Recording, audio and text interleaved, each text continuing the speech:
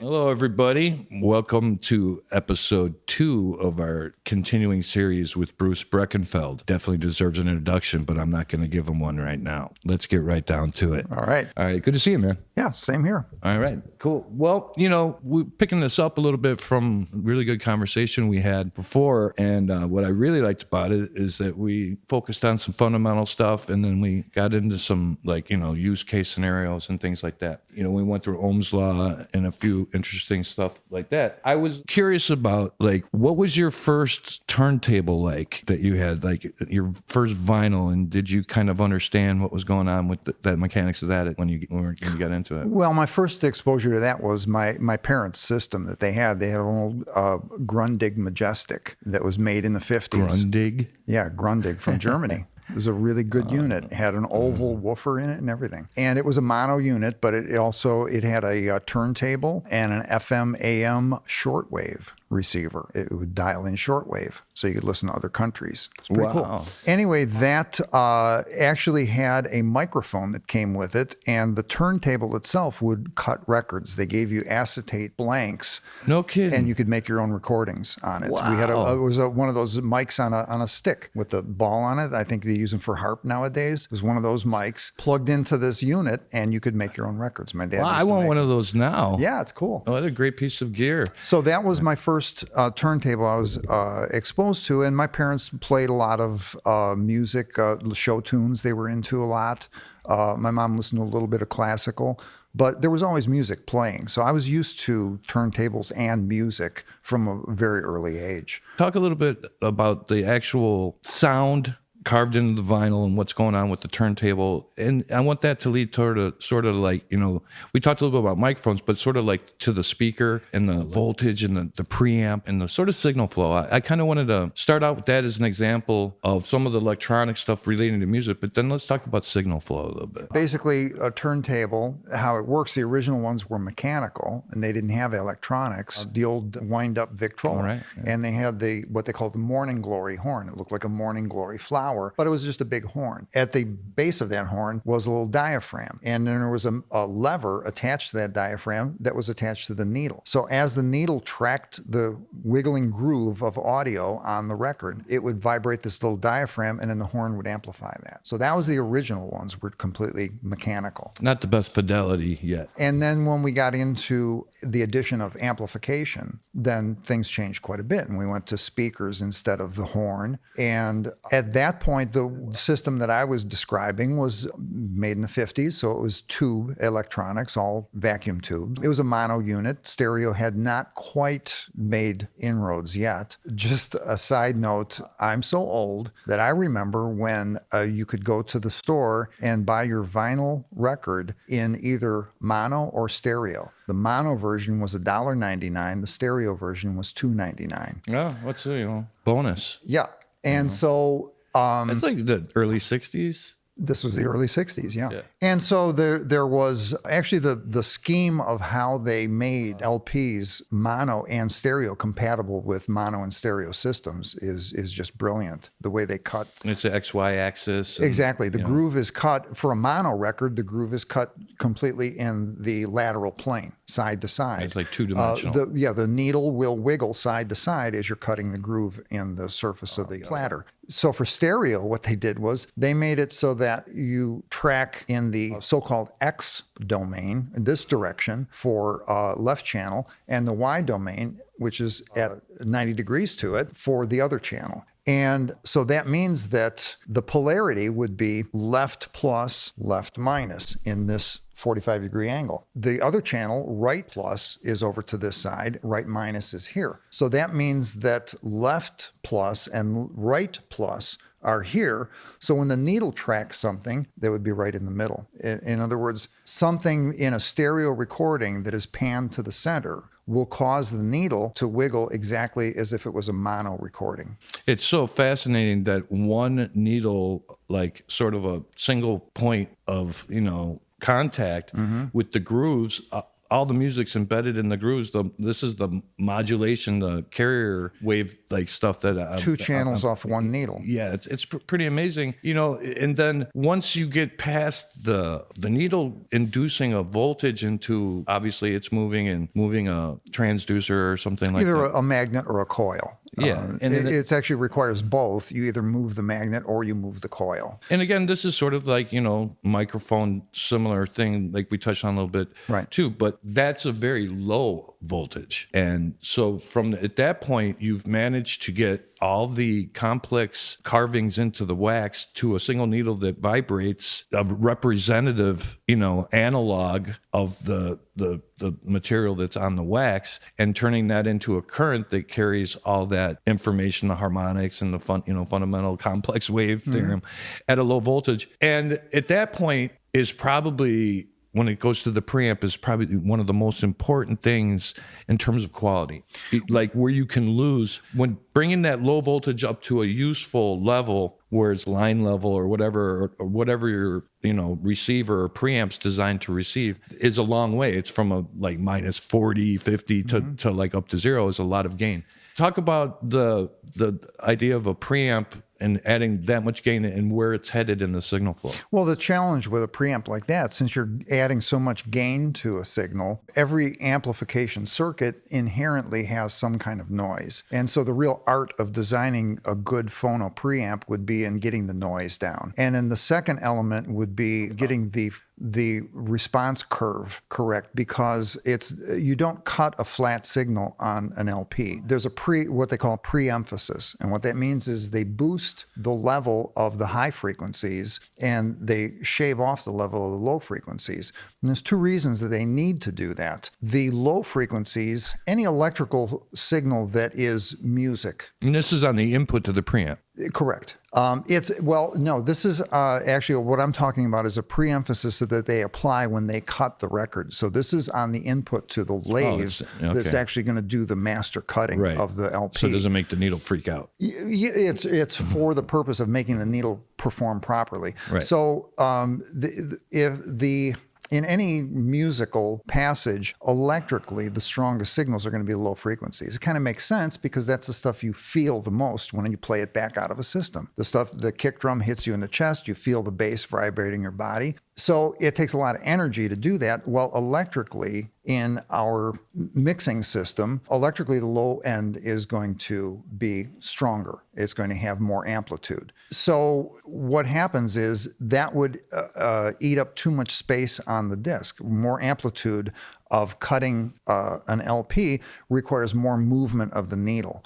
So since the low frequencies are requiring the most amplitude, if we shave those down, then we get that movement of the needle limited to how far it's going to be needed to travel. So the other aspect of it is the high frequency roll-off. It actually ends up being put in on playback. The pre-emphasis is a high frequency boost. So you actually cut more high frequencies on the LP. And when you get to the point that we're talking about, the playback preamp has exactly the opposite curve. It boosts the low frequencies and it cuts the high frequencies. So by boosting the low frequencies, you bring them back into their original relation to the mid-range in the mix. By cutting the high frequencies, you reduce the surface noise. So that's why mastering for vinyl is a lot different than mastering digital these days. I mean, there's a lot of relationships between the frequencies. Like if you have something that's really out of phase, you got to be careful because it'll make the needle jump out of the groove. Yeah, exactly. In digital, it doesn't matter. It could be 100% out of phase. Yeah, you can put anything you want. And the original, the Fairchild 670 was a stereo limiter designed for disc cutting. And that's why the control on it says lateral vertical, because what they do is they have an MS encode circuit in there. So you take your stereo mix, you send it in there, right, and it converts into left plus right and left minus right, or the sum of the 2 channels and the difference of the 2 channels. Now you take the sum into one compressor channel and you take the difference into another compressor channel. The reason they needed to do that was that LPs, again, when I was describing the direction that the needle travels, you think of left plus being this way, right plus being this way. So that left plus right plus is always going to be in this plane. If you have a signal that's out of phase between the two channels, that would be left plus, for instance, and right minus at the same time. I can't do that at the same time. Anything out of phase, anything in phase makes the needle move in the lateral plane. Right. Anything out of phase makes the needle move in the vertical plane. Yeah. So if you have too much energy in what you're trying to cut on the disc in the vertical plane, you run the risk of lifting the needle right off the surface, and you're not cutting a groove anymore. It's trying to go both ways. Right. It's freaking. So they created that limiter in order to be able to separately keep your out of phase information tamped down, and that, but still have a good hot. Now that's mono. the original really importance of phase in audio. It gets, it follows us around through everything else with mics and anything with a mono sound source and then two pickups or two microphones. The phase relationship between those microphones is, an issue when you talk about the recording aspect. But where we're at now in terms of the signal flow, the preamp raising it up from whatever the low voltage is to line level, that's where the sound has made its way to the vinyl and has gotten mastered. But before we even go into the further signal flow, let's talk about what is sound. There's actually like 9 or 10 definitions in the dictionary, probably more, but there's obviously a technical thing about it that is, obviously based upon the waves. You talk about that a little bit. Well, it's basically sound is the traveling of pressure waves through the air. And the easiest way to illustrate it, I guess, and kind of tie it together with the technology that we're talking about and recording, is to envision a kick drum. So the drummer stomps on the kick drum. If the beater forces the head to move forward. And what that does is that puts out a positive pressure wave that travels out into the room. Now, what happens is the head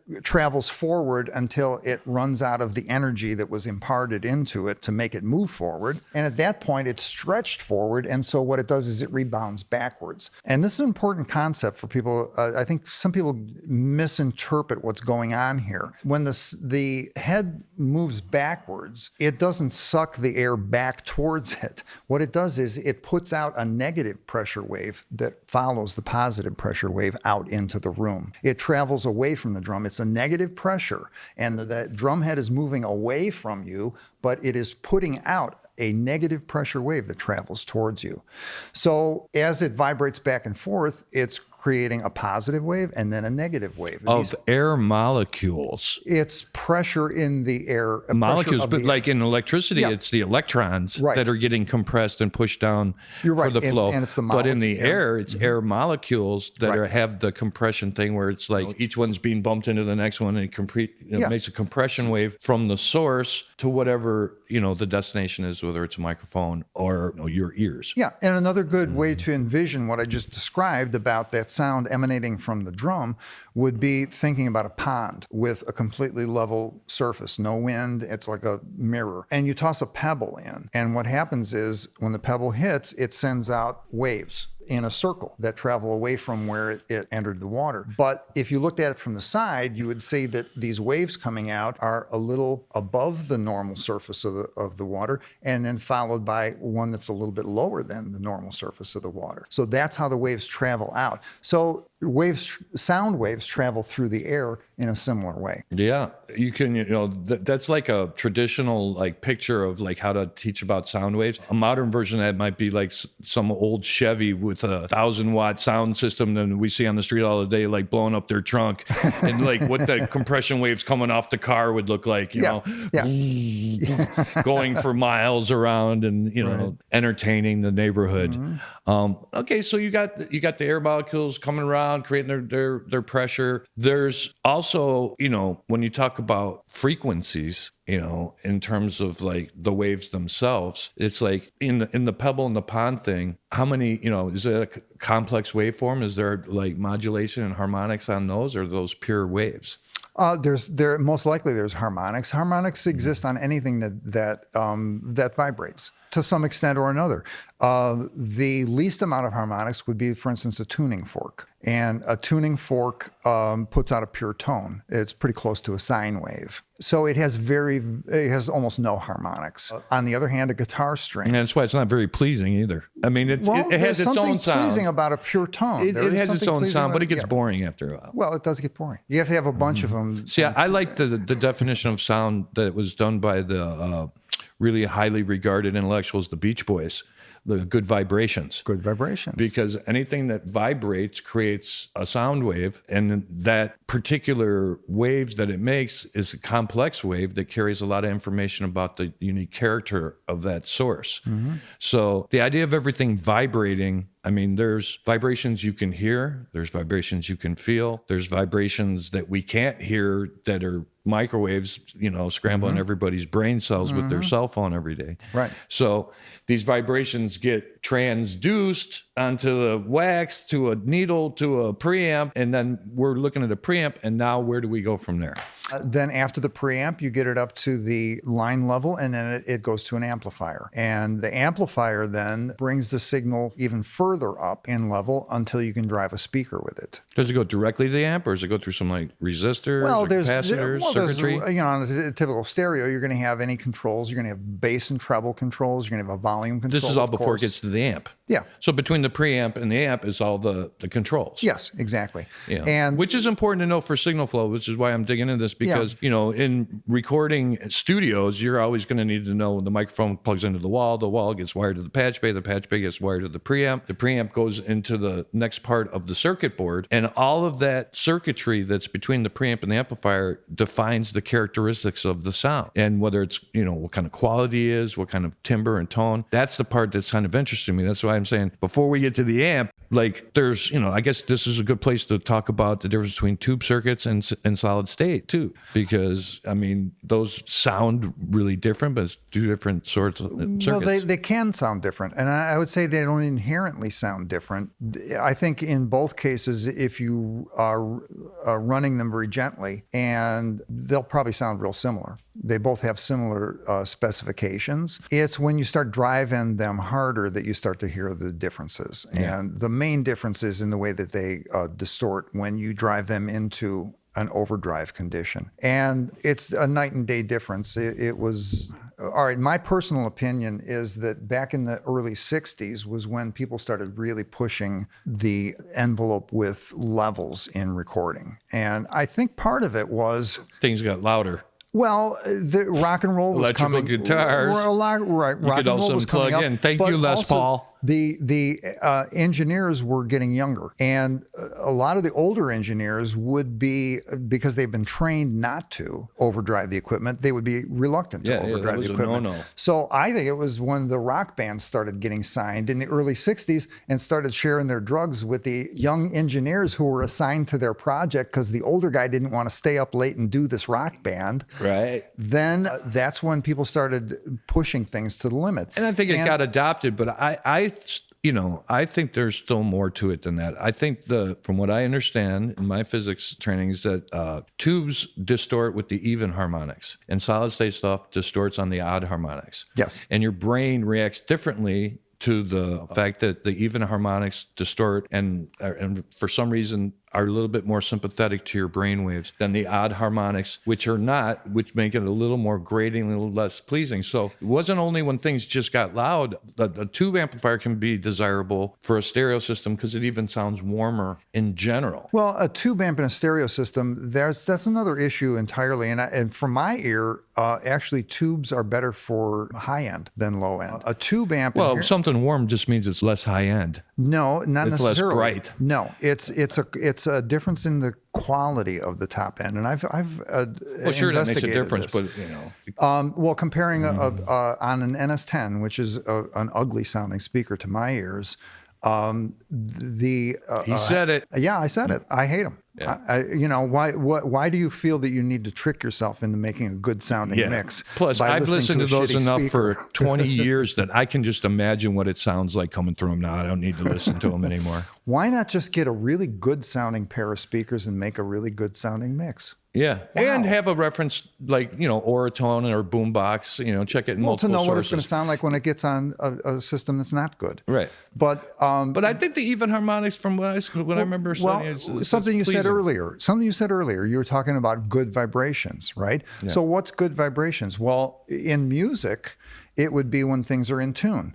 There's a harmony that happens. Right. Things reinforce each other. Things harmonious instead of together. Dissonant. Exactly. And that is, I think, similar to what we're talking about here, the even and odd harmonics. The other thing about tube equipment is that generally it's going to require a transformer.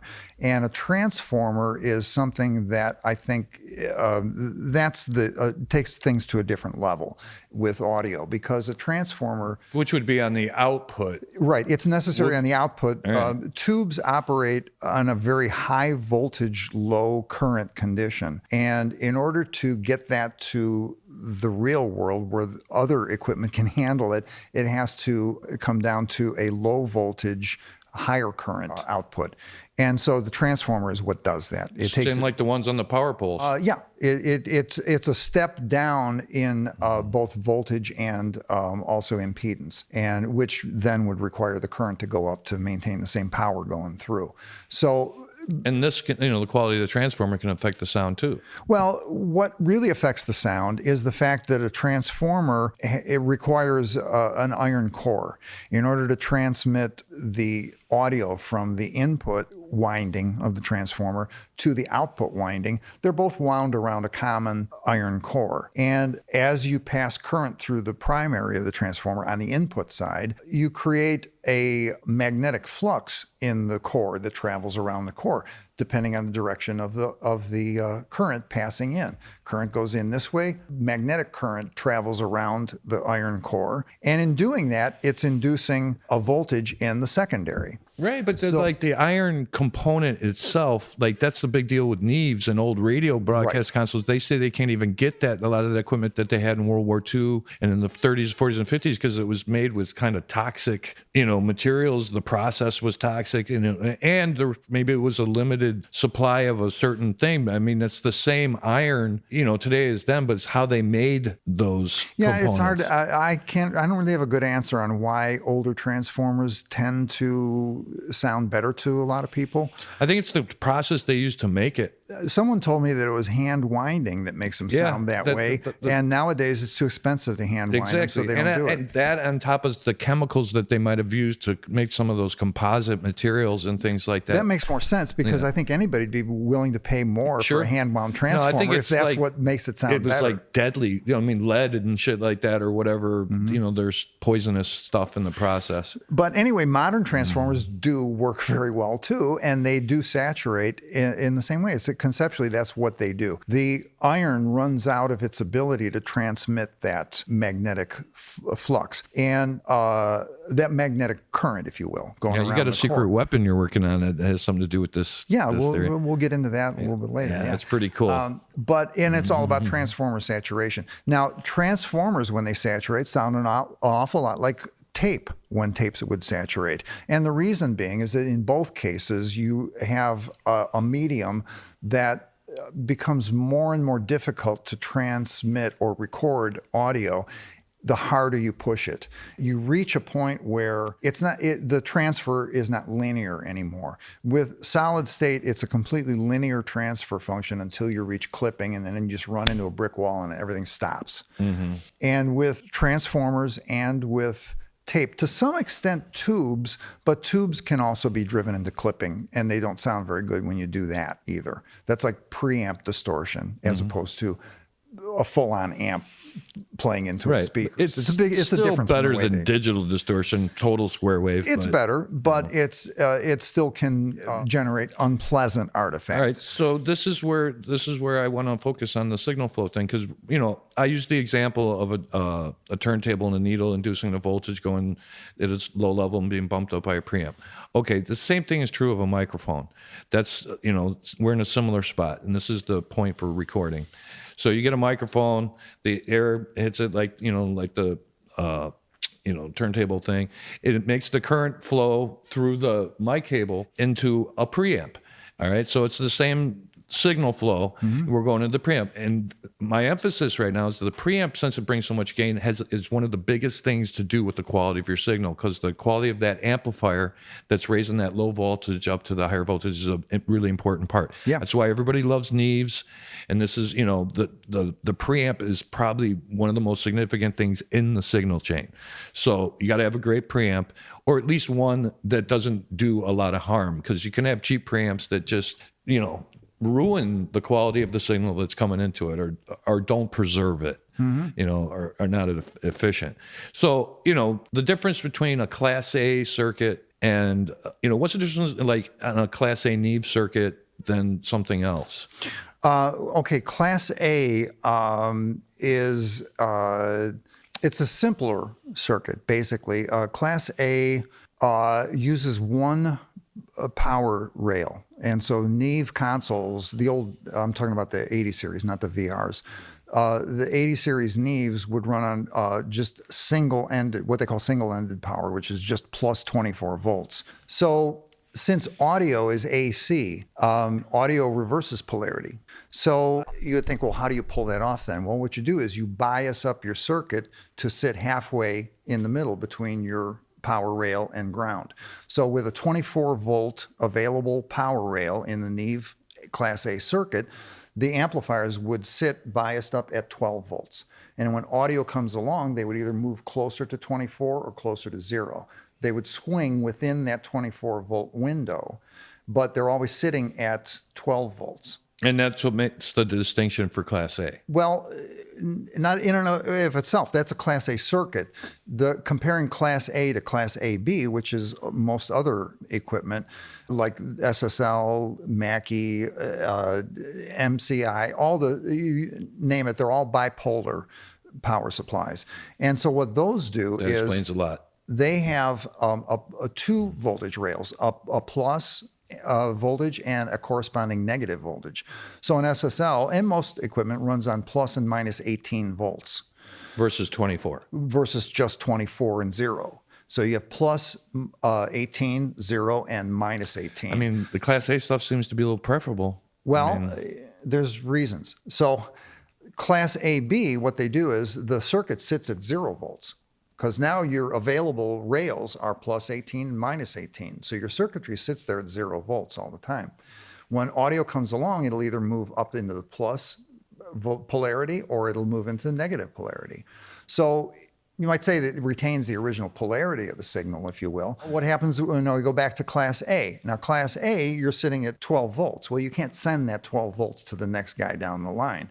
So there's two ways to eliminate that. And why not? And get it back to AC. Well, most of the equipment doesn't like DC voltage coming in. It only wants audio. It only wants AC on an audio input. There's two ways to do it. Either you put a capacitor in there to block that DC out, then what comes out of the other side of the capacitor is just AC. And the receiving circuitry sees that as a plus and minus. But the other way to do it is by using a transformer. And that's what Neve did. Neve used transformers everywhere in that console, which is why it's a good example of what transformers contribute to a sound. You listen to that console and you know what transformers do. Yeah, this is the components that are really important in recording. That's why I want to take the time to sort of point at them. Because, the idea of the lower voltage getting amplified and then going through whatever processing that you might think it will need to optimize the result. So whether it's an EQ or a filter, these are real quick, what's a basic EQ or filter circuit consist of? Before we go on to that, I want to finish up on Class A versus Class AB because I didn't finish it. So Class A, you have to remove that DC. But the thing about Class A that I think a lot of the classical recording crowd always loved Class A amplifiers is because it never crosses 0. That voltage sits at 12 and it always is just moving up or down from that point. When you get into a Class AB circuit, you have basically two different circuits handling that audio that comes into it. You have one circuit that handles the positive half of the waveform, and you have another circuit that is tied to the negative power supply that's handling the negative half of the waveform. So there's this handoff in between with Class AB, where the positive circuit needs to hand the signal off to the negative circuit. And there's always this little inelegant transition across 0. Now, when the level is really strong and you're passing a lot of audio through this piece of gear, this piece of Class A/B gear, it doesn't matter because that little bobble in the middle when It's one minimized. circuit hands, it's so much of a small percentage compared to the actual audio. But level. it's something. Well, when you're recording classical stuff or jazz or really textured, quiet, wide stuff, dynamic quiet range. exactly, quiet passages, the low-level stuff of a very quiet violin solo playing all by itself, whisper quiet. Now you're going to hear if there's in the Class A/B, if there's any inelegance in that circuit and any little distortion, they call it crossover distortion. It's interesting because you can see the analogy to digital with like dither and like, sample rate stuff that has sort of similar issues with having to get rid of, aliasing and clock frequencies and stuff. At very low levels, low level distortion and noise. So really, from all practical purposes, you're not really going to hear a big difference between them. But in certain applications, like recording really quiet stuff, you may think Class A sounds a little cleaner with the really quiet stuff. The other thing about the Neve, you might think, well, only 24 volts. Well, the SSL has plus and minus 18. That's 36 volts. It must have more headroom. Well, the transformer in the Neve makes up that difference. The transformer on the output can step that output up even. So you have more headroom. It actually can have more headroom than an SSL. And when you get into saturating the transformer, I think I've experienced both of those limits in my experience with Neves and SSLs. Yeah. And that was part of an SSL sound is the way to like drive the line amps and stuff. I mean, every console, how hard you hit the line amps and the way it behaves. Right. But the older consoles were obviously different in the way they were designed with the Class A or Class AB. And again, back in the day,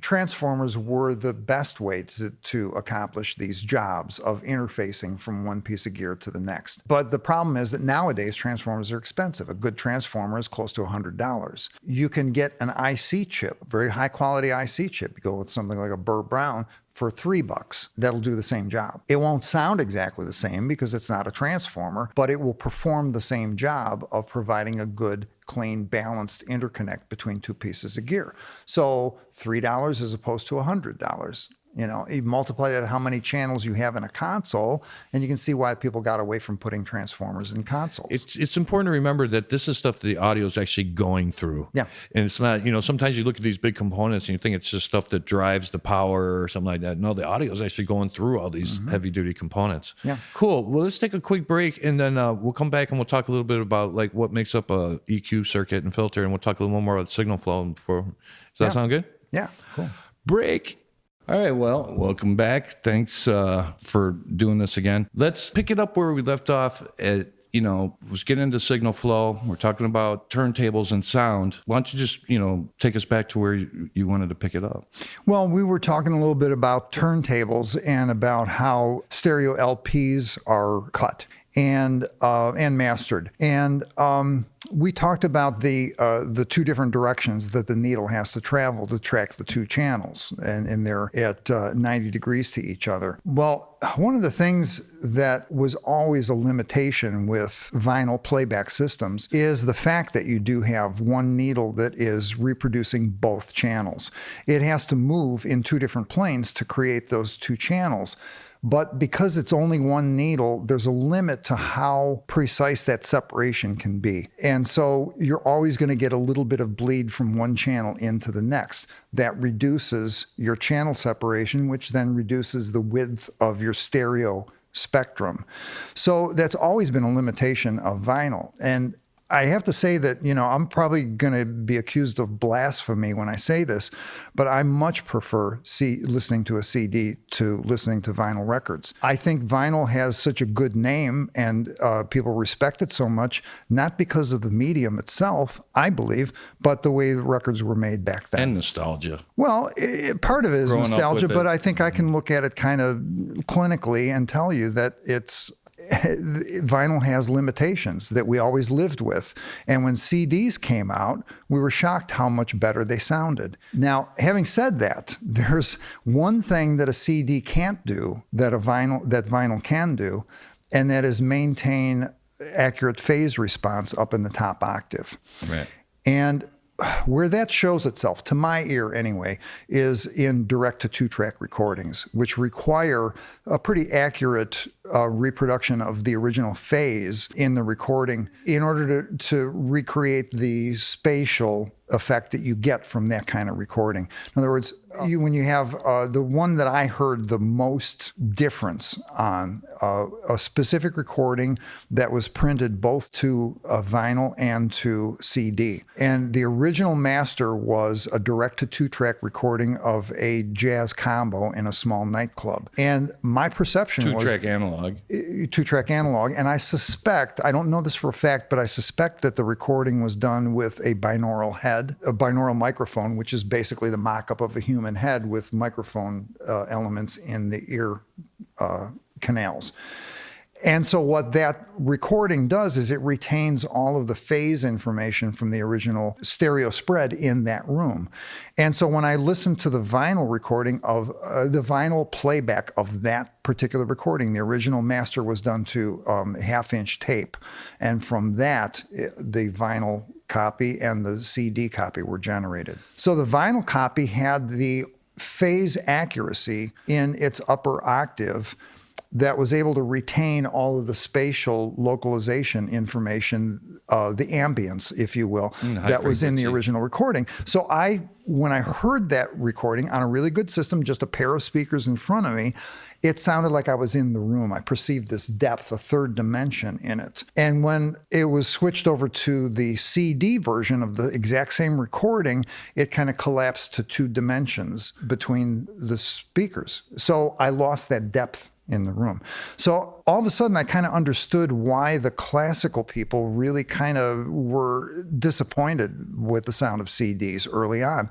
It was probably because their favorite direct to two-track recordings of orchestras in a big concert hall that always sounded huge in their playback systems, when they play it on CD, it doesn't sound as big compared to vinyl. Now, having said that, 98%, I would say, of recordings are not done that way, or in fact, more than that, are not done that way. Most recordings nowadays are multitracked. Now, when you multitrack something and then you mix together on a console, all you have for your localization cues is a pan pot, and all that is amplitude between left and right. It does not contain any phase information. When you, in real life, something coming from that source is going to have a different phase relationship to your 2 ears. Okay, so you're talking about the stereo image, which, between vinyl to CD and live to 2-track and multi-track. Yeah, and in the case of a multi-track recording, which is most of the recordings that we hear nowadays, that original ambience and spatial content is really not present in the recording.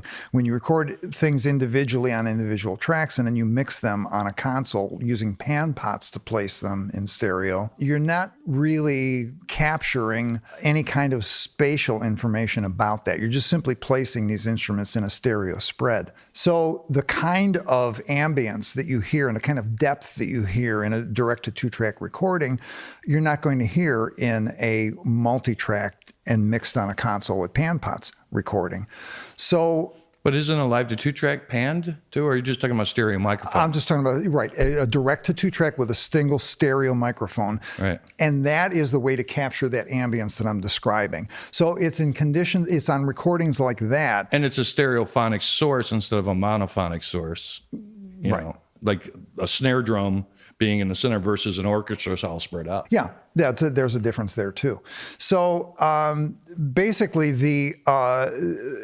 to my ear then, a CD sounds better to me on most multi-track recordings because it doesn't have the surface noise, the ticks and pops, the reduced channel separation that vinyl has. Vinyl has a channel separation of about 20 or 30 dB. Which means the channels are bleeding into each other. Exactly. There's crosstalk between the 2 channels because one needle is trying to reproduce both of them. So with a CD, the channel separation is the same as the signal to noise ratio, which is 90 dB. So you get that wider sound. You have the lack of surface. The surface noise really was my main complaint with vinyl. There's also problems with rumble, things like that. But getting back to the way vinyl sounds, I think there's 2 things going on. One was we talked about some of the limitations of your frequency content. You can't have too much low end on vinyl. You won't be able to put any amount of time on your recording. Because it makes the track width larger. Yeah.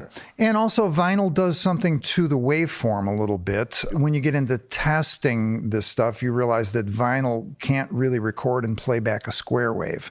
Digital can. A CD, you can record a square wave and play it back. Now, your speaker won't reproduce it very well, but at least the record and playback mechanism is capable of reproducing that wave pretty closely. When you record a square wave on vinyl, it comes back as a sawtooth wave. Yeah, which is mostly like synthesizer oscillators and stuff like that. I mean, not too many natural things are square waves. I mean, well, no, but you're right. Those are just pure waveforms that are created by an oscillator. but it's still audio synthesis. It's an audio. Let's say it's an audio move that it's always been thought that if a piece of equipment can pass a square wave, it'll pass any audio that you throw at it unmolested. That's the whole point of that. And with vinyl, it does change the sound of certain waveforms. Certain low frequency content might have different harmonic content because of what vinyl does to it. So there is a little bit of a sonic difference there in the vinyl, but for me, it's always been the signal to noise ratio. And I grew up with vinyl, and believe me, I can't tell you how disappointed I have repeatedly been throughout my life with my favorite quiet passage on a recording. All of a sudden, Right. Yeah. Got to go buy a new LP. Yeah, it's not so charming when it gets like that. And That's it's just, right. You know. So there is a slight sonic difference to begin with. For me, mainly it's the signal to noise ratio. But I think what gives vinyl such a good name, when you put on a vinyl recording made back in the day, what sounds so good is the way they used to record. And to my ear, that is, they didn't have parametric EQ back then. And parametric EQ, I think, is one of the great evils of our modern technology that has come in and I think really screwed up a lot of things. It puts too much power in your hands to take things and phase shift them. Well, any EQ move is going to impart a phase shift. And parametric EQ imparts some really, if you really are working it hard, people talk about surgical EQ. Well, yeah, you get down into real narrow bandwidths, the phase shift gets ridiculous. That to our ears, I think, sounds unlike stuff in nature. And you might say, well, it's art. I'm creating new sounds. Is it really good, though? Does it really sound good to us? Maybe not. All right. Well, so, the parametric EQs, from a user point of view, I've always tried to use those only like when I need to do something surgical. And that's usually if there's an anomaly in the source sound, rather than thinking that, if a perfect sound is sort of naturally occurs and then there's some kind of imbalance in a frequency range, you just need to narrow in there, notch it out or something like that. It's extremely powerful and it's great for its power. And in the right hands, it's great. I'm saying that it tends to be overused. Yeah. And once you get into overusing it, I think you start to destroy what we're trying to do. We're trying to record things that sound good to people. So when you think about equalizers, what's the preferred alternative, like in terms of shelving, filtering, broadband? Well, this has been said a lot, but I think the best equalizer that people have forgotten about is moving the mic. Yeah, that's for sure. And moving a mic does not cause phase shift. Dialing in some EQ causes phase shift. And you might say, well, who cares? Phase shift, But when it depends on what you're going for. They make some plugins now that are linear phase EQs, and they're supposed to. Oh yeah, in the digital domain, you can do anything nowadays. Yeah. And I've heard speakers that have been treated to digital treatment that actually sound pretty remarkably good because everything's ironed out before the fact. But I think we're trying to talk about recording things that sound good to people. Mm-hmm.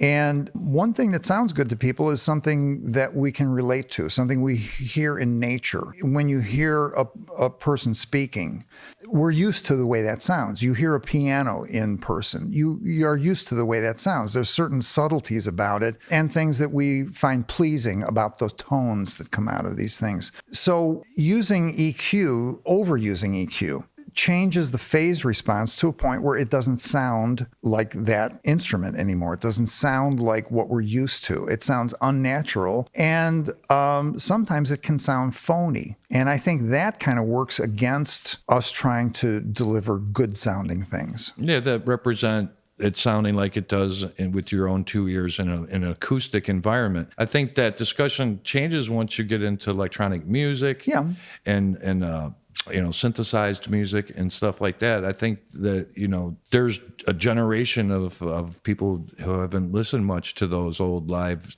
to 2-track stuff. And there's some pretty noisy records out there that I think maybe the point of what people are used to, what they're, I think the fact that a whole generation was brought up listening to MP3s don't necessarily even know what good sound quality is. And they're consumed by the convenience and the economics of it being easily accessible and shareable, that, an MP3 is compressed. It's got all kinds of issues with the compression algorithms and things like that, versus a higher resolution digital audio file, which I was going to ask you back on your 2-track test when you went live to 2-track and to CD, was that at 16-bit or did it go on 24-bit yet? 1644.1. 1644.1. Original, old stock CD format. Which is, there's been vast improvements since that. Oh, yeah. Well, and that still could sound pretty good, but there was still a viable argument between analog and digital at those specs, I think. Yeah. Because once you even get above 48K, you're on the Nyquist theorem or whatever is 2 times the frequency of whatever, the human hearing is. There's that, digital frequency at 40K or something like that makes it so that digital hash gets canceled, whatever it is, the Nyquist theorem or something like that. We can hear aliasing artifacts. It's basically subharmonics of the sampling rate. So if you had a sampling rate of 40 kilohertz, when they were originally developing the CD format, the directive was, this is going to be a digital recording system and it's going to replace vinyl because it's going to improve on all of the shortcomings of vinyl. And the shortcomings were signal to noise ratio. Okay, we got 90 dB, pretty darn good. Wow and flutter is another thing. Now, in good turntables, that's not really an issue. So we discount that one. What about dynamic range? Well, dynamic range is the same as the signal to noise ratio. That's what I'm saying. dB. 90, but now with 24 and 32-bit, it's even been extended. It has been extended. Do we really need it? I'm not sure. For flute ensembles. Perhaps. Really quiet to really loud. I mean, I think there's that. It's nice to have it, and I think a big part of that is having a low noise floor. And like you're saying, the artifacts from a lot of the vinyl stuff was eating up a lot of the noise floor. So it was coloring the sound, whether you realized it or not. Yeah, that's right. That's right. And whether they thought tape hiss was part of the cool sound from a cassette, that may be, but that, you can have a switch and fake your tape hiss if you want. I mean, plenty of people put a record scratch in a new recording just to have that old nostalgic vibe to it, make it feel like you dropped the needle. And there was other cool parts about it. You had the side A and side B, flip it over. I don't know, is that really an advantage than just playing an endless? I don't think library? So. I'd rather just pop it in and forget about it till it's over. No, I think the only cool part about that, it just seemed like it was like a journey, a chapter A and B or something, and B side. There was just some cool things about the delivery. But now, and that, we don't need to go down this rabbit hole, but this whole thing with NFTs, the new digital stuff that's coming out on blockchain technology, instead of an MP3, you have these digital files, but in that digital file, they can include a lot of other attributes and hidden like gems, which is like cool. That's like getting the free poster inside the album. Yeah. Little rewards and prizes for people, which is going to be great. There's a lot of benefits in the future of digital, and look at everything's going digital, but to stay focused on our audio quality in the pleasing part of sound, in the analog domain, we got into the preamp, we get into the circuit board, we talked about the EQ a little bit, but when you talk about like controls that you have, parametric EQ is one of them, but what's the equalizer circuitry? What's actually in there? Well, it depends. There are different approaches. Like a Pultec would use capacitors and inductors as a different type of phase response when you impart it. Something about a Pultec is a very wide Q. I mean, when you boost 100 hertz on a Pultec, you're actually bringing up 1K just a little bit. That's how wide the Q is. It reaches really far. That, I think a lot of people refer to as musical sound sounding EQ. Yeah, because that's like follows natural volume progression. Everything gets louder and everything gets softer. Well, it's the kind of EQ change you might encounter in real life, let's say. In real life, you're never going to encounter a situation where, I don't want to go there. We'll forget about that. Yeah, I mean, smoother bandwidth. I mean, I always find myself like looking at the EQ curves that I end up using, and it's like there'll be maybe a little subtractive thing that's narrow, but the rest of it's kind of like smoother, shaped out to kind of just to tilt the shape. Yeah, and I think that makes it itself less noticeable. When you talk about, that sounds EQ'd or that sounds phony, that's overuse. But what's the component inside the EQ circuits? Well, it's usually capacitors, because capacitors affect frequency response. But aren't they a little amplifier at each frequency range and cut and boost? Well, yeah, they have. There's different ways to do it. One way would be to have a circuit that's tuned to the particular band that your frequency range that you're talking about, and then you have a circuit that either adds to the original signal at that frequency range or subtracts from it. It's a phase thing, and that advantage of that would be that when you're not cutting or boosting, that it's pretty invisible in the circuit. You're really not going through much of the reactive components when you're not cutting or boosting. So that's one way. There's a lot of different ways to make an EQ. They're all based on some kind of reactive component, either a capacitor or inductor. And since inductors are fairly expensive, you'll find those in the older EQs. MCI consoles had inductors in their EQ. Certain other consoles did too. I think there was a Trident that had inductors in the EQ. But generally, in most modern consoles, since inductors are so expensive, they're like transformers. They're expensive. They're coil wound on an iron core. And they're big. And they take up room. So MCI on their console used to have the belly pan was just a farm of transformers. It was just a field of them. So nowadays, most EQ circuits are just going to be based on capacitors. And what's amazing is like now in the digital domain, you spend a lot of time, like software developers spend a lot of time modeling the particular characteristics of those components and to get the same sort of quality that they got. But in the digital domain, you could have an EQ that has no color, which, is debatable. It's another tool. And then you can have all these other models of just about anything now. And they've done a pretty good job at it. I mean, in the beginning, the stuff was, it looked cool because it had the same picture of the control panel, but they didn't sound anything like it. And now they're doing a pretty good job of modeling stuff where it's a huge advantage to have, 24 of the same Pultec plugin where you could, having 24 real Pultecs is not, you don't see a lot of people with that. That's right. That's outside right. the big No, this studios. enables people that can't afford the real thing to have something that really does a real similar job. And to be honest with you, I mean, a lot of the senior engineers and even the older cats have finally, come around to mixing in the box, and just the pure economics of it and the quality of it. You sit down and you start like comparing a mix you did and analog and maybe try and do another mix in a box. And at first you might struggle, but then all of a sudden you find yourself able to like exceed it. And that's pretty cool. I mean, if you want to add record crackle or tape hiss, you can do it. If you want to add a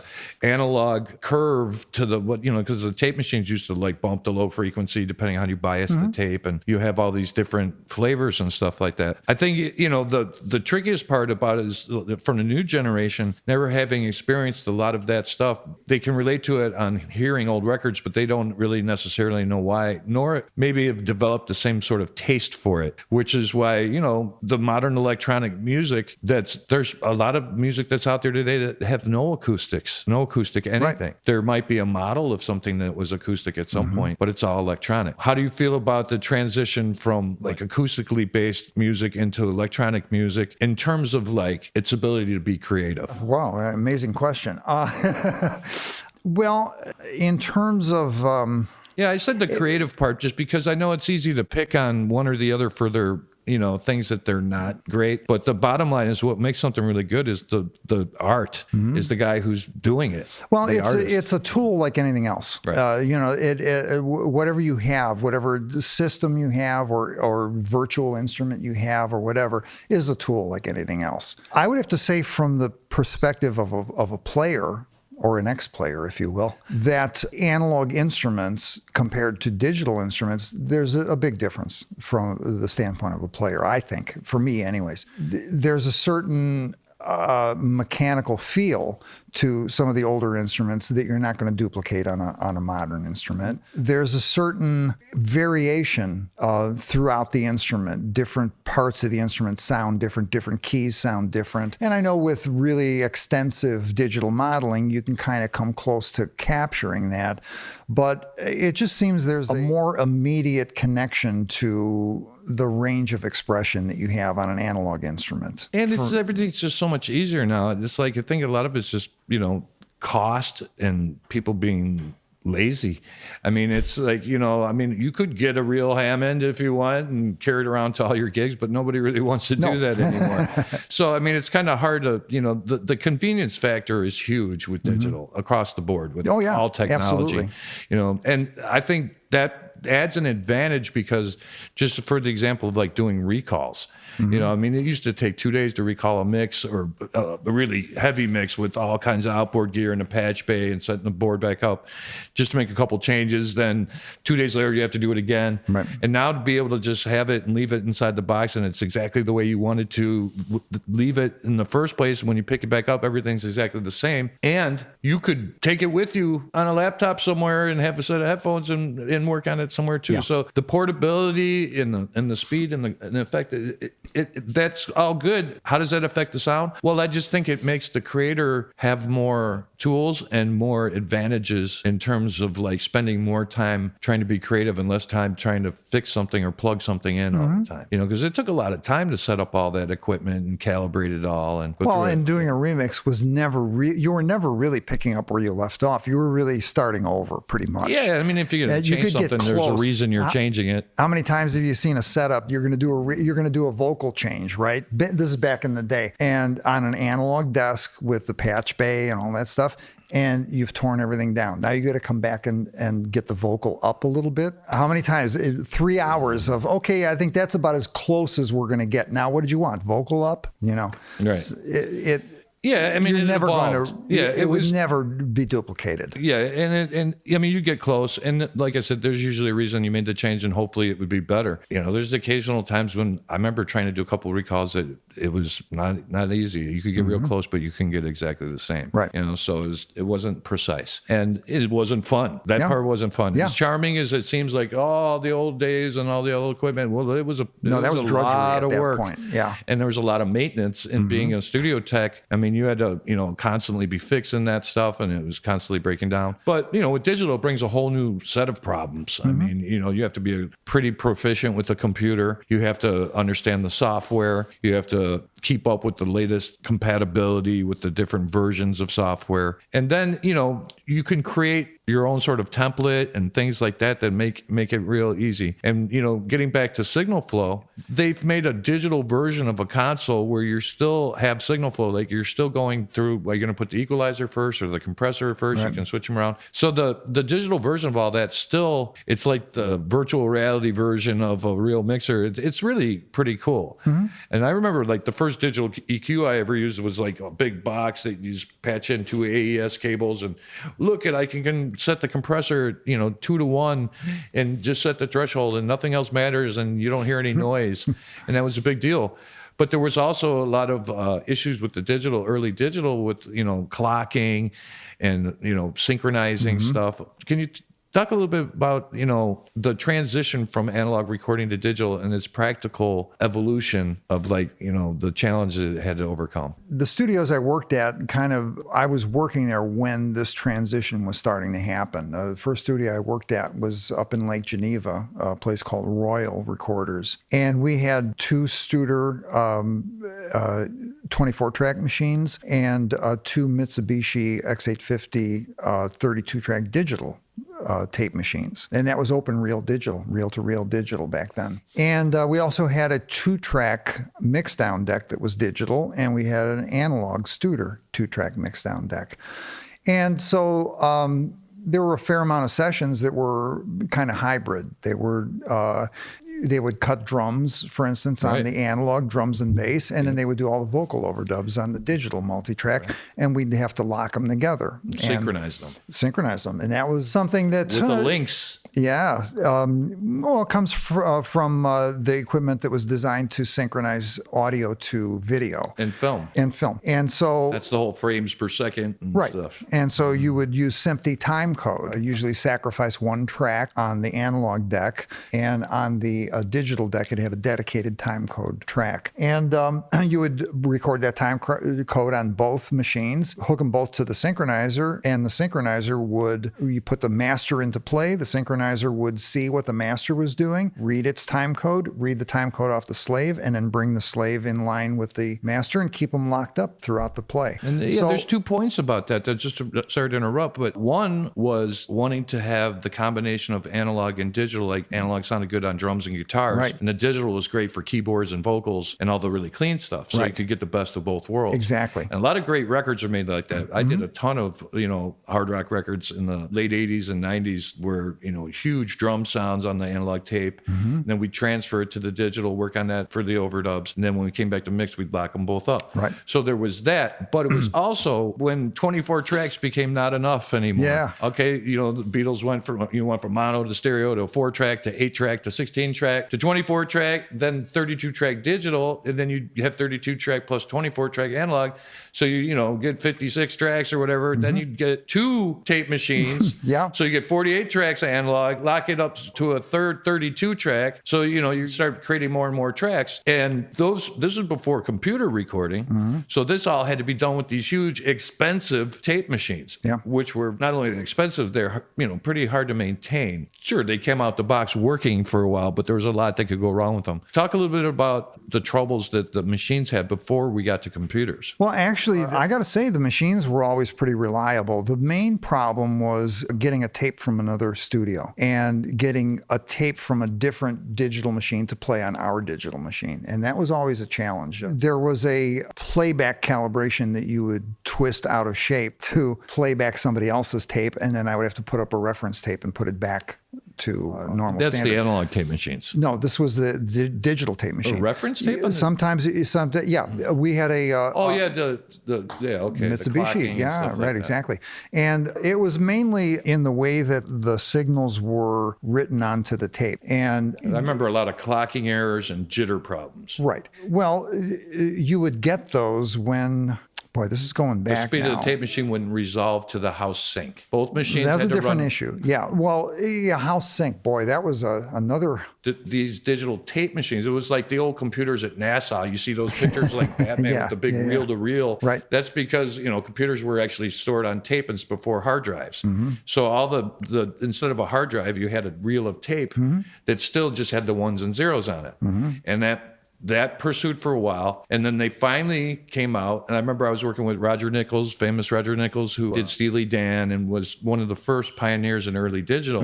He invented this thing called the Wendell, which was like a half a second sampler, drum sampler. And back in that day, it was like 25 megabytes that could hold like maybe a 1 or 2 second sample. And that thing was like 30 grand. I mean, now they have terabytes for hundreds of dollars now. It's so unbelievable how that, obviously over the years, things get cheaper and smaller, but it was such a big deal. Oh, I can get a snare sound, and we had its own box just for the snare trigger. And then slowly but surely, because of the advent of the chip and digital memory, they started to be able to do computer recording. And then that sort of made the digital tape machines obsolete, which, they still were good workhorses though. Like, Chris Lord-Alge still does everything on a Sony 48 track, transfers to they work really great. And they preserve stuff. They don't, as long as the tape doesn't get damaged, it's not going to lose frequency response like an analog tape, because it's just ones and zeros. You can preserve those tapes pretty well for the archiving of the future. I think that's one of the reasons he does that, because different hard drive formats change over the years. Right. Like I have hard drives from, 20 years ago that are a connector that you probably couldn't even find now. So whatever's on that hard drive, it would be very difficult to retrieve that these days, because now Apple changes their connectors like every year. Yeah. It's really annoying. And, I have probably every cable ever known to man. There was gold cables. There were hundreds hundreds of dollars Right. to connect these 8 gigabyte hard drives, which were hundreds of dollars. And you could store, I don't know, a song or two. And then now you can store like everything you've ever done on a terabyte. Yeah. So, the cost of all that stuff has been great and the speed has gotten better. But once computer recording sort of came into play, all these other limitations really blew open. I mean, track count, the limitations of any of the needs that you might want to encounter in musical production. Right. And all the editing abilities and things like that, it was very difficult to do on tape. Well, it was fun to do, but it was not easy. It was nerve-wracking. I mean, you have the master tape of a magical performance, you got to rub it up against the head, put the China marker on it, take a razor blade and cut it. And now you just cut and paste it and pop it on there. And if you make a mistake, and if you don't it. like it, you're right, undo. Yeah. Exactly. There's no undo in the world of tape. Unfortunately, there's no undoing life either. Yeah.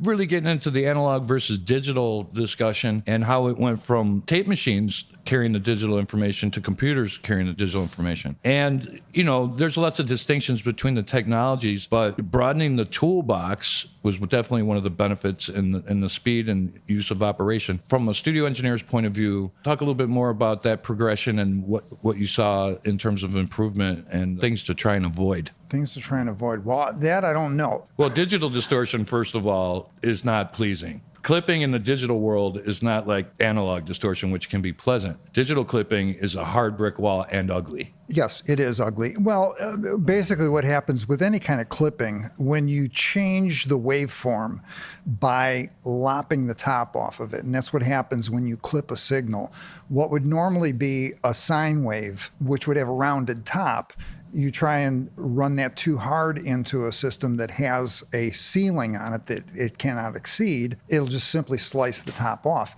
Now, what that does is that creates two sharp edges where that top has been sliced off.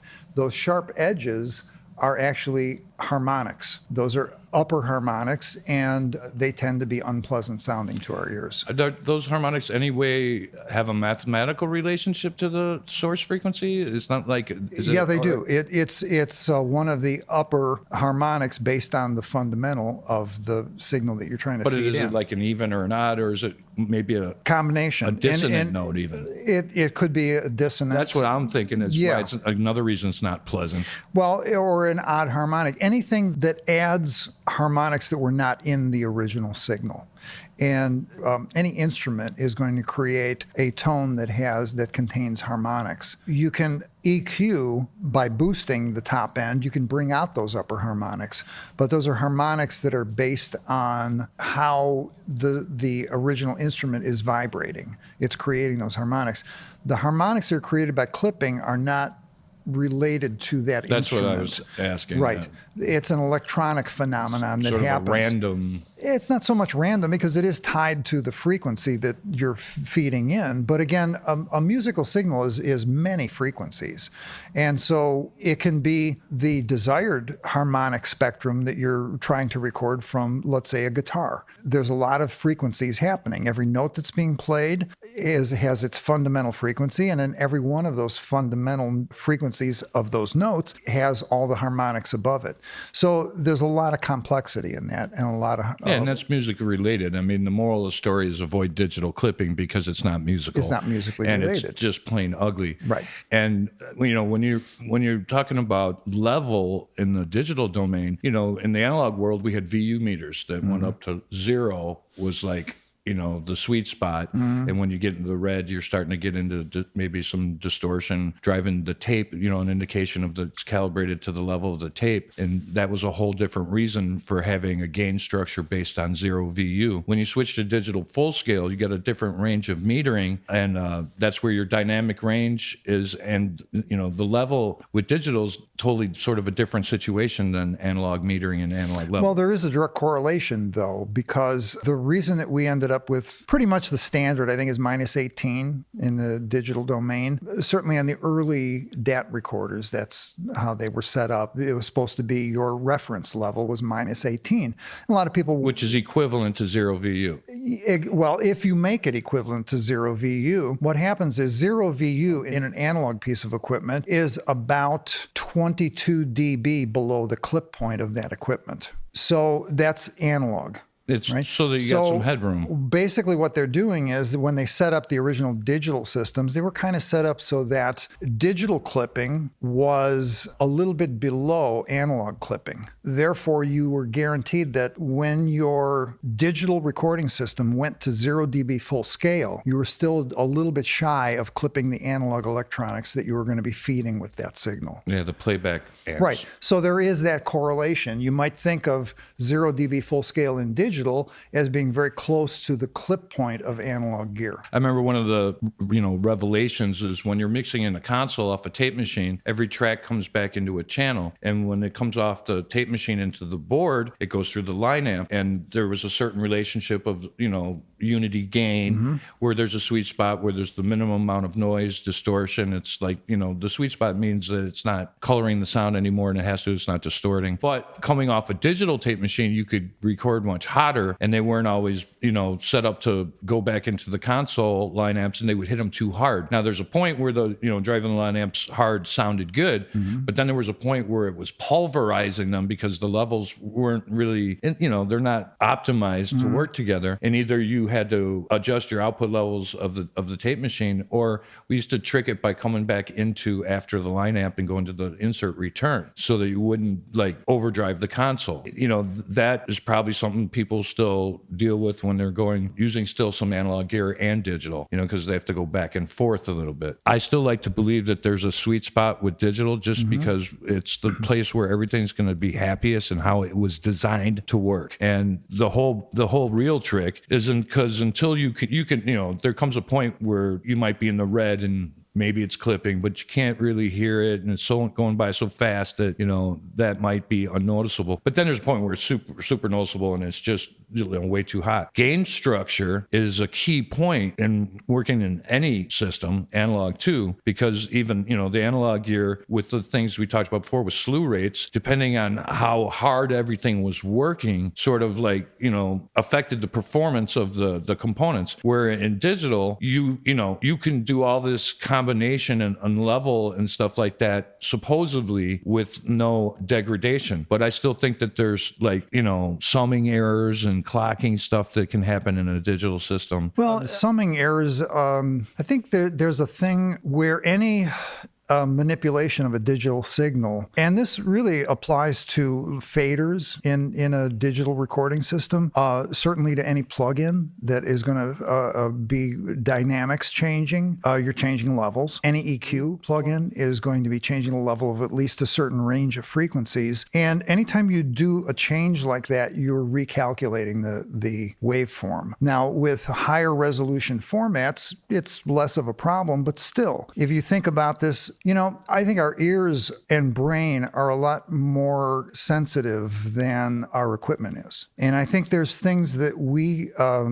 can perceive that are really subtle and almost unmeasurable in equipment. And one of the things I'm wondering about is, because a lot of people have said, and I've heard myself, the difference between mixing in the box and mixing on an analog desk. Many times. Yeah. And I think that to my ear, there is a bit of a difference. And I can't quite put my finger on exactly why, but I think it might be related to what I'm talking about. And that is that anytime you make a level change, you're recalculating that waveform. You have to read, something is doing math to redraw that. So it's no longer the same as the original capture. Now, you might argue in digital, well, the original capture is not perfectly the same as the original sound. And it's really not.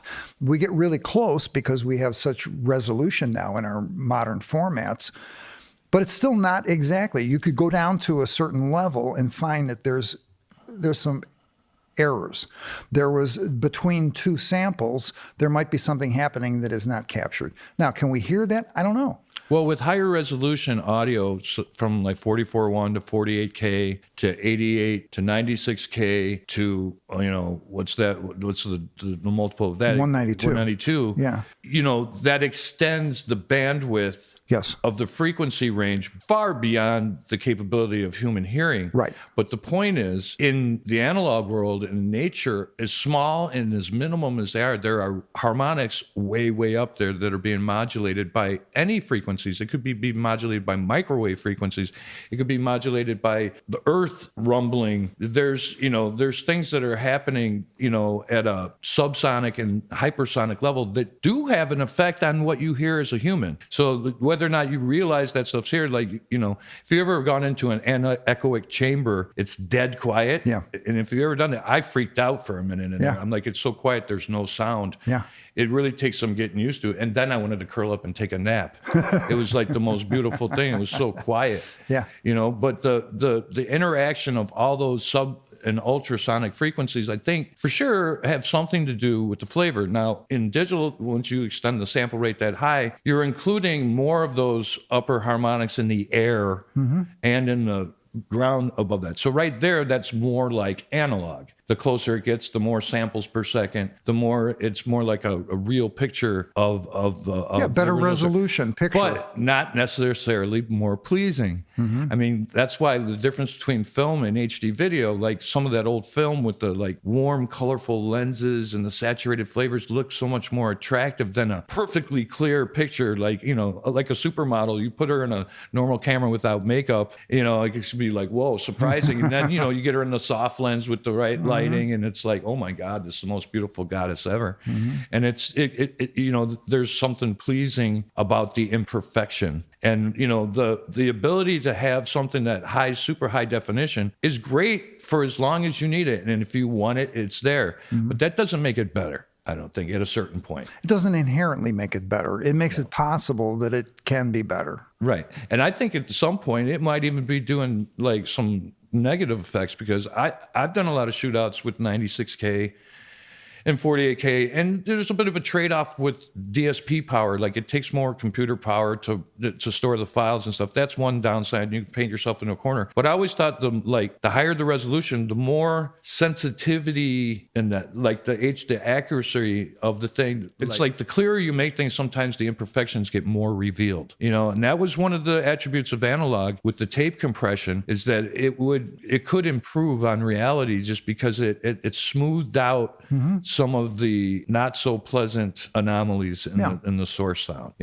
With digital, you don't have that unless you want it, and that's the difference. Right, you can use digital to get that. Yeah, but it's crystal clear and just not necessarily better. So, that debate about analog versus digital, it's almost become a little bit of a moot point, because if you want the analog sound, number one, you can pull some analog out and record it and use it if you want to, or you can get a plugin that models the analog thing, because, they measure the signal on the input, they measure the signal on the output. There's a certain amount of total harmonic distortion, certain amount of noise, and they get it so it's very, very similar. So it's like, okay, the nostalgia is one thing. There was the issues you talked about with, some of the pros and cons of vinyl versus like even just live stereo recording. But now that everything's digital and fast and immediate, I think it allows for another sense of creativity. So in terms of a studio tech's day in the life after the digital tape machines, you had to get to learn how to use a computer, and you had to get to learn how to align all these new,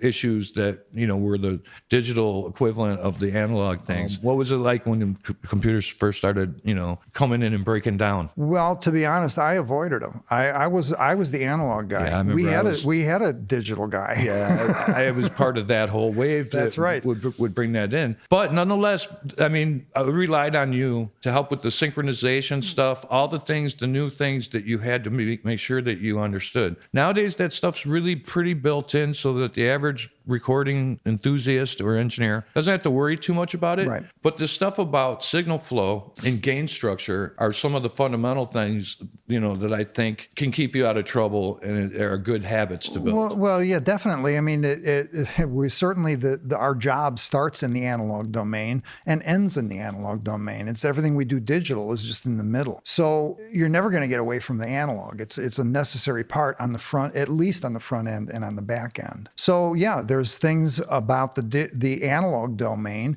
that can help you out. And again, if you avoid the pitfalls of some of the things that digital can do to mangle a signal, you stand a better chance of maybe getting recordings that sound like the old stuff that we're talking about, the classic recordings. Yeah, and I get that, when Pro Tools and computers came in the studio, it was kind of a specialist thing. Like even like with the Synclavier, the original digital sampler, there was a guide that just came in. That's what he did. Because it was so new and nobody else knew how to do it. Right. I became that guy, and I made a lot of money because I bought a couple systems, was renting them out. I was got a lot of work because I knew how to operate it, and it was really great because we were having 48 tracks, and you could do even more of that in the box, and there was a lot of. Well, at the time, it was one of the most powerful systems that you could use for that kind of thing. Yeah, for sure. But I mean, still, like I said, I thought you still had just as much work to do because we're installing converters and then clocking them. Talk about word clock a little bit. Like on a multi-track system, you have these audio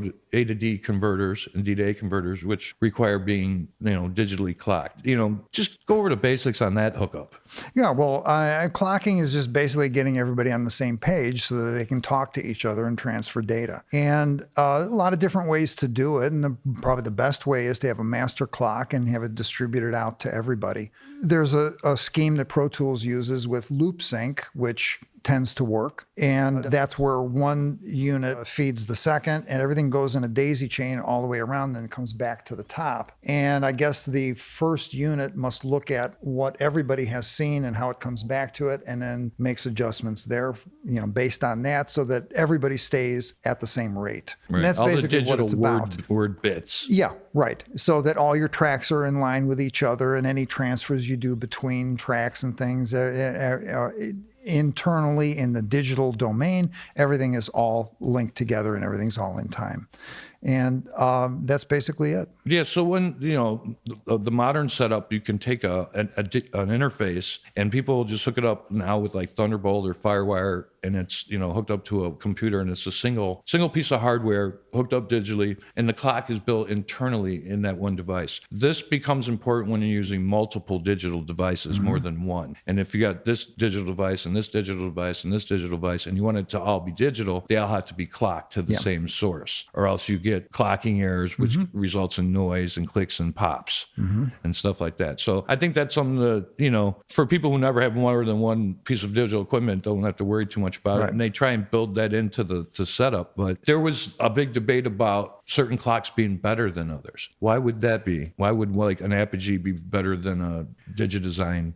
Well, I think the whole idea of the clock is the stability of it and the accuracy of it. If you have clocking errors, that's when somebody drifts off a little bit and can't stay locked perfectly. The data gets mangled, and you can lose bits and have errors. And that can cause, like you say, dropouts or other anomalies in the signal. Because it's pretty precise on a very small, deviation. I mean, it's, it's a very two high devices frequency, could be like both at 48K or whatever, but they don't, if you don't clock them together, they have problems. Well, it's when the digital data is transferred, there's a clock on the receiving end that locks onto the incoming data. And what it does is it opens a window to see if there's a transition within that window. And that's what makes digital polarity insensitive. Doesn't matter if it's a high to a low or a low to a high, it's the transition that counts. So if there's no transition, if it stays low or it stays high, then that's considered a 0. And if there is a transition, that's considered a 1. So in order to make that work, the receiving gear has to open a little window and see, is there a transition within that window or is there not? And so with clocking errors, that window can kind of miss a transition or maybe see one that's not there. It's an error in what it's supposed to be doing because... Now, isn't the frequency range of the clocks like in megahertz and stuff like that? I mean, it's like diamond crystal based super clock. Originally, the crystal is a very high frequency, and then they divide it down into the frequencies that we actually use. Yeah, that's like there's 256, I think, K is one of the word clocks, one of the higher rates. And I mean, if they don't use crystals anymore to have the super clocks? Oh yeah, no, that's where it all originates from. But right, I think that hasn't been improved upon, is it? I mean, Well, a crystal is a crystal. I mean, it's a specific little chip of material that vibrates at a certain frequency. It resonates, let's say, at a certain frequency. You put it in an electrical circuit, it'll sit there and resonate at that frequency forever. So that's the stability comes from the quality of that crystal and how accurately it maintains the frequency that it's oscillating at. Very cool. So, but even then, from your point of view as an observer to the changes in the studio when people started using a computer, did it become obvious that tape machines were on there? I know we used them together for a while, but it was like you started to see the tape machine with the cover on it all the time. Oh, yeah. And, 2 faders up on a 96 input console. Yeah. Just playing Pro Tools back. More than anything else, I think it was the recall. Yeah. Recallability of being able, like you said before, being able to just close down your system at night, come back a month later, week later, next day. It's always going to be exactly where you left off. And it's a beautiful thing. And as long as you backed it up and nothing happened to your file. Good file management is real important. And then also just the convenience of being able to edit and things like that. Comping tracks, so much easier in the digital domain. All of the operations that you would struggle with in the analog domain are very easy in the digital domain. But did it make the music better, Bruce? That's up to the musicians, isn't it? There are some who would say it did not, because people would get too precise and too surgical and spend too much time with not committing, just recording endless tracks, because you have multiple levels of undo and you can just keep doing as much as you want. Instead of in the analog world, you had to make a decision and commit to a track because you only had so many. I'm right with you on that one. I can't tell you how many sessions I've seen where, 35 guitars. I think it's like social media, like how it's affecting the world. It's out of control at first because people are like, I can do whatever I want, and they think it's great. But it actually, having too many options is not always good. No. It's like you go in the grocery store and you see 500 types of jelly. You're like, I just want jelly. It's like, I don't need 500 types of jelly. So, I don't. Again, the equipment has all these characteristics in their tools, but again, it's the artist. I mean, but I do think it's, it's easy to make mistakes in either domain, but there's lots of mistakes you can make in the digital world by just because you have a plugin, you're going to use it. I think people need to remember that less is more, and trying to get your source sound right, not only in tune, but sounding good before you do anything to it. And trying to get that instead of just not caring about that and I'll put a plug in. How about using compressors on every track? That's something that we didn't used to do. I read an article. Who was the producer? Eddie Offord, a British engineer, came to the U.S. and bought an old movie theater near Atlanta and built a studio. And I read this article in Mix Magazine, and they asked him, what about compressors in your setup? And he goes, oh, yeah, I got an LA2A. I use that occasionally on a guitar. And it's like, wow, I didn't realize, nowadays when you talk to people, it's like, which compressor do you use on kick? Which compressor do you use on? Everybody uses compressors on everything. And back then, we didn't. We didn't back then. I mean, they might. They know that they think they're supposed to use them. Right. And they don't know why they're supposed to be using them. Well, and another thing, the overuse of them, I think takes away impact. Oh, for sure it does. I mean, you can create, it's either you're going to control an unruly dynamic situation, or you're going to use it for an effect to make something pump or something have no dynamic range to maybe make it work. It's an artistic choice, and sometimes that's exactly what you want. Certainly on a lead vocal, you want that to sit where it's like right in your face all the time. It's just that I think that it's the overuse that starts to make everything sound flat. And louder. when you go in, but it makes everything compete, is what I think. When you go and hear a live band, you're hearing all of the dynamics that band is playing with, and you hear the instruments. For better or worse, but you're hearing the instruments poke out where they need to. And if every instrument is always at the same level all the time, they're always fighting then. Yeah. So I think that's one of the things that, I listen to older recordings, and there's definition between instruments, and a lot of it has to do with the density of sound that we get from compressing everything all the time. Right. Yeah. I mean, and then, like any piece of equipment, certain things have a color to it. They have a personality. You know, there's certain, like, sometimes you can go through a analog compressor, not even compress it, and it just has a characteristic to it. There was a lot of cool reasons to have unique pieces of gear. In the digital world, yeah, maybe you can get a model of that or something like that, but it's sort of like the important thing to understand about dynamic range is that you're dealing with things that on its attack, its sustain, and how loud and how soft it can get. And, you know, putting a little thought into that is the equivalent of Beethoven or Mozart writing in pianissimo, accelerando, like putting that expressiveness built into the composition, Right. rather than just having everything be borrioso, you know, just like everything flat. There's a time and a place for everything, because there's sometimes you can create some interesting things like that. But yeah, it's interesting that the person said the LA2A for the guitar. And by all means, I always thought they sounded great on acoustic guitar, but electric guitar is sort of one of those. It'd be the last place I would want. I would put a exactly. compressor on. Yeah. And, you know, everybody thinks, oh, well, first of all, if it's a distorted guitar, it's already like super That's compressed. right. That's right. And what attack and sustain, you know, that you get out of the guitar player is part of the beauty of the player. The way he said it was, I occasionally use it on an unruly guitar. Right. Well, So really, that's the way enough. that's the way compression was thought of back in that era. And I'm talking about now. This is in the 70s. That's the way compression was thought about. It was something that you needed occasionally to fix a problem, but it wasn't considered something that you had to have in order to make something sound good. For a vocalist that's got a wide range, it's certainly, I'm sure that's probably why it was invented. Because, Well, I recorded Coco Taylor once, and she insisted on holding a 58. Yeah. And she'd be like, hey, yeah! You know, and it would be like, whoa! And if you didn't have a compressor on that, it's distorting, it's ruined. Well, and I would imagine that in the stuff that he was talking about that he recorded, when it went to mixing, maybe somebody put through a compressor on the vocal to bring it out front. I mean, that's, you know, that's understandable. That's something you kind of want to do, and it's beneficial. It helps. It helps the mix. It helps deliver the song. Well, like drum room compression's a famous, like, fun thing to play with too. Yeah, like the right. That's an bottom effect. drum sound. Right. The sort of attack and release. Exactly. That's where you're using it artistically. Right.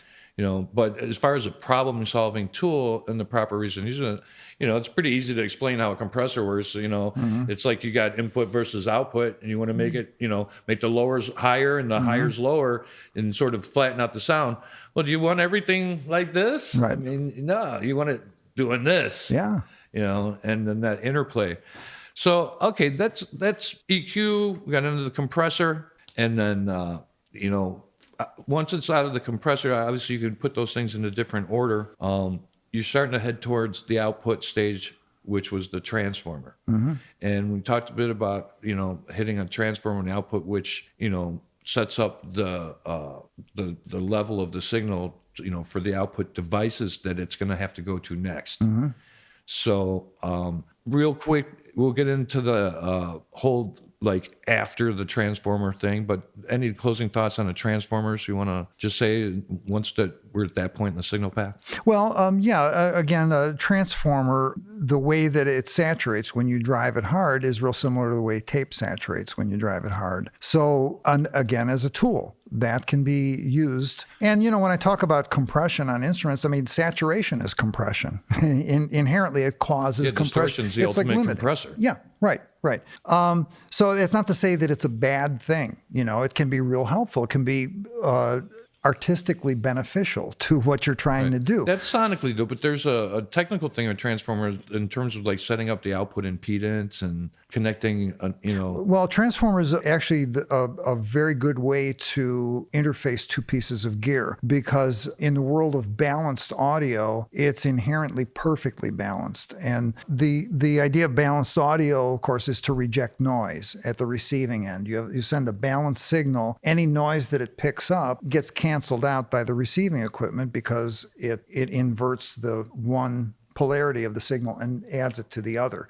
In doing that, you cancel out any noise that was picked up on the cable. How effective that is in reducing noise depends on how good the receiving circuitry is in terms of what they call is CMRR, or common mode rejection ratio. And really simply stated, what that means is how identical is the gain on the non-inverting or the positive input and the negative input of a balanced signal. So pin 2 and pin 3 of an XLR, for instance. When that goes into a receiving piece of gear, in order to completely cancel out any noise along this balanced that was picked up by along this balanced cable, that receiving circuitry needs to completely null that noise out, and that requires identical gain on the positive and negative inputs.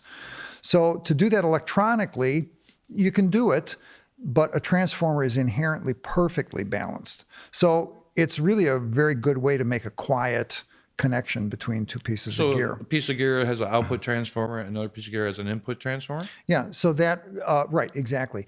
And the balance, the output transformer sets up the balanced signal. The input transformer receives that balanced signal. Okay, that's a perfect place for us to pick it up next time. Okay. One last thing. What came first, chicken or the egg? Analog. Oh, you nailed it. Great answer.